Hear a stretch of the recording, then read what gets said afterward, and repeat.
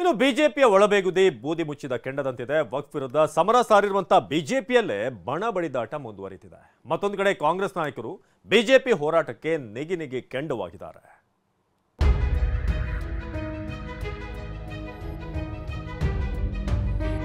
ವಕ್ಫ್ ಹೋರಾಟ, ಬಿಜೆಪಿ ಮನೆಯಲ್ಲಿ ಬಣ ಕಿತ್ತಾಟ. 3 ತಂಡಕ್ಕೆ ಅವ್ವ ಇಲ್ಲ ಅಪ್ಪ ಇಲ್ಲ ಎಂದ ಯತ್ನಾಳ್. ನಮ್ಮ ನೋಡಿ ಒಂದು 3 ತಂಡ ಮಾಡಿ ಅದಕ್ಕೆ ಅವು ಇಲ್ಲ ಅಪ್ಪಿಲ್ಲ.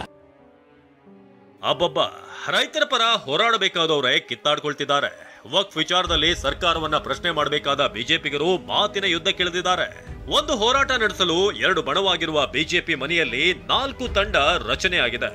ಯತ್ನಾಳ್ ಬಣದ ತಂಡ ಅಭಿಯಾನಕ್ಕೆ ಸಜ್ಜಾಗಿದ್ರೆ, ವಿಜೇಂದ್ರ ನೇತೃತ್ವದಲ್ಲಿ ರಚನೆಯಾಗಿರುವ 3 ತಂಡಗಳು ನೈಜ ವರದಿ ಸಂಗ್ರಹಕ್ಕೆ ಮುಂದಾಗಿವೆ. ಆದ್ರೆ ಸತ್ಯ ಶೋಧನೆಗಿಳಿಯುವ ಮೊದಲೇ ಬಿಜೆಪಿ ನಾಯಕರು ಮಾತಿನ ಸಮರಕ್ಕಿಳಿದಿದ್ದಾರೆ.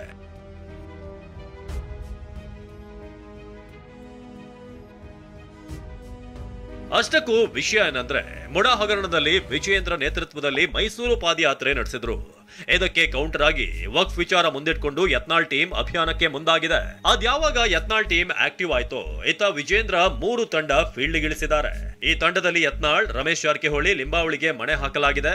ಇದಕ್ಕೆ ವ್ಯಂಗ್ಯವಾಡಿರುವ ಯತ್ನಾಳ್, 3 ತಂಡಕ್ಕೆ ಅವ್ವ ಇಲ್ಲ ಅಪ್ಪ ಇಲ್ಲ, ನಾವು ಮಾಡಿರೋದನ್ನ ನೋಡಿ ತಂಡ ರಚಿಸಿದ್ದಾರೆ ಅಂತ ಪರೋಕ್ಷವಾಗಿ ವಿಜೇಂದ್ರ ವಿರುದ್ಧ ವಾಗ್ದಾಳಿ ನಡೆಸಿದ್ದಾರೆ. ನಮ್ಮ ನೋಡಿ ಒಂದು 3 ತಂಡ ಮಾಡಿ ಅದು ಡೇಟ್ ಇಲ್ಲ, ಯಾವ ಊರಿಲ್ಲ, ಏನೂ ಇಲ್ಲ, ಅದಕ್ಕೆ ಅವು ಇಲ್ಲ ಅಪ್ಪಿಲ್ಲ.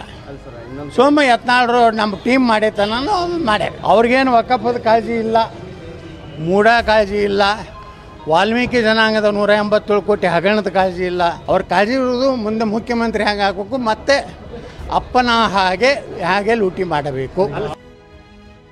ಜೋಶಿ ಸೋಲಿಸೋ ಯತ್ನ ಆಯಿತು ಎಂದು ಯತ್ನಾಳ್ ಬಾಂಬ್. ಇದಿಷ್ಟೇ ಅಲ್ಲ, ಬಿಎಸ್ವೈ ಕುಟುಂಬದ ವಿರುದ್ಧ ಶಾಸಕ ಯತ್ನಾಳ್ ಗಂಭೀರ ಆರೋಪ ಮಾಡಿದ್ದಾರೆ. ಜೋಶಿ ಸೋಲಿಸೋ ಯತ್ನವೂ ಕೂಡ ನಡೀತು ಎಂದಿದ್ದಾರೆ.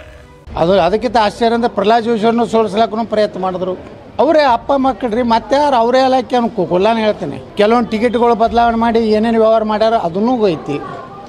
ನಮ್ಮ ಲೆಕ್ಕದಲ್ಲೇ 25 ಸೀಟ್ ಬರೆಯಬೇಕಾಗಿತ್ತು ಲೋಕಸಭೆಗೆ. ಇವತ್ತು ಎಷ್ಟು ತ್ರಾಸಾಗಲಕತ್ತೈತಿ ಮೋದಿಯವರಿಗೆ. ಯತ್ನಾಳ್ ಸಿಡಿಗುಂಡಿಗೆ ತಿರುಗೇಟು ಕೊಟ್ಟಿರುವ ಮಾಜಿ ಶಾಸಕ ಎಂಪಿ ರೇಣುಕಾಚಾರ್ಯ, ಕೆಲವರಿಗೆ ವಿಜೇಂದ್ರ ಏಳಿಗೆ ಸಹಿಸಲು ಆಗ್ತಿಲ್ಲ ಅಂತ ಬೆಂಕಿ ಉಗಿಳಿದ್ದಾರೆ. ಈ ಮಾತಿಗೆ ಸಿಟ್ಟಾದ ಯತ್ನಾಳ್, ಹಂದಿಗಳಿಗೆ ಪ್ರತಿಕ್ರಿಯಿಸಲ್ಲ ಅಂತ ಹೇಳಿದ್ದಾರೆ. ಎಲ್ಲ ಒಂದ್ ಕಡೆ ಕೆಲವರಿಗೆ ವಿಜೇಂದ್ರ ಅವರ ರಾಜಕೀಯ ಬೆಳವಣಿಗೆ ಕಂಡು ಸಹಿಸಲಿಕ್ಕೆ ಆಗ್ತಲ್ಲ. ಈಗಾಗಲೇ ವಿಜೇಂದ್ರ ಅವರು 3 ತಂಡಗಳನ್ನು ಮಾಡಿದ್ದಾರೆ. ಹೋಲ್ಬಿಡ್ರಿ, ಅಂತವನ್ನ ಹೆಸರು ತಗೋತೀರಿ. ಚಲೋ ಮಂದಿನ ಒಳ್ಳೆ ರಾಜಕಾರಣಿಗಳು ಇಂಟರ್ವ್ಯೂ ತಗೋ. ನೀವು ಹಾದಿ ಬೀದಿಗೆ ಹಂದಿ ಪಂದಿಗಳಿಗೆಲ್ಲ ಇಂಟರ್ವ್ಯೂ ತಗೊಂಡು ನಾನು ಕೊಟ್ರೆ ಇಂಥವಕ್ಕೆಲ್ಲ ಪ್ರತಿಕ್ರಿಯೆ ಕೊಡೋದಿಲ್ಲ. ಥರ್ಡ್ ರೇಟ್ ರಾಜಕಾರಣಿಗಳು ನಾನು ಕೇಳಬೇಡ್ರಿ. ಇನ್ನು ಬಿಜೆಪಿ ಬೇಗುದಿ ವಿಚಾರವನ್ನ ಬಿಜೆಪಿ ಶಾಸಕರು ತಳ್ಳಿ ಹಾಕಿದ್ದಾರೆ. ನಾವೆಲ್ಲ ಬಿಜೆಪಿ ಕಾರ್ಯಕರ್ತರು ಒಂದಾಗಿದ್ದೇವೆ ಎಂದಿದ್ದಾರೆ. 3 ತಂಡ ವರದಿ ಕೊಡುತ್ತೆ ಅಂತ ಯಡಿಯೂರಪ್ಪ ಹೇಳಿದ್ದಾರೆ.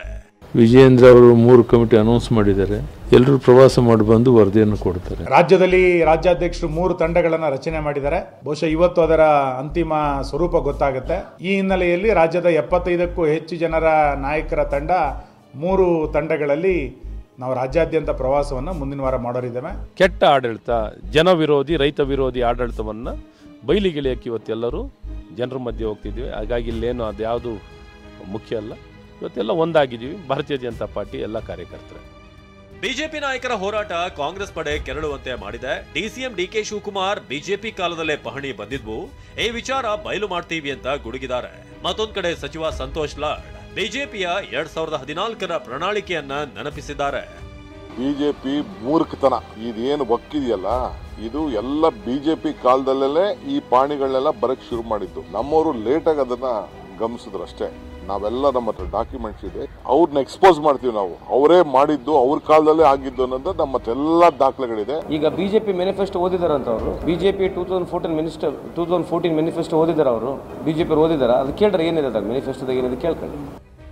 ರಾಜಕೀಯ ಜಟಾಪಟಿಗಳ ನಡುವೆ ಕಾಂಗ್ರೆಸ್ ನಾಯಕರಿಗೂ ವಕ್ಫ್ ಬಿಸಿ ತಟ್ಟಿದೆ. ಲಿಂಕ್ಸ್ಗೂರು ಬಿಜೆಪಿ ಶಾಸಕ ಮಾನಪ್ಪ ವಜ್ಜಲ್, ಕಾಂಗ್ರೆಸ್ ಎಂಎಲ್ಸಿ ಶರಣಗೌಡ ಬಯ್ಯಾಪುರ ಜಮೀನಿನ ಪಹಣಿಯಲ್ಲೂ ವಕ್ಫ್ ಎಂದು ನಮೂದಾಗಿದೆ.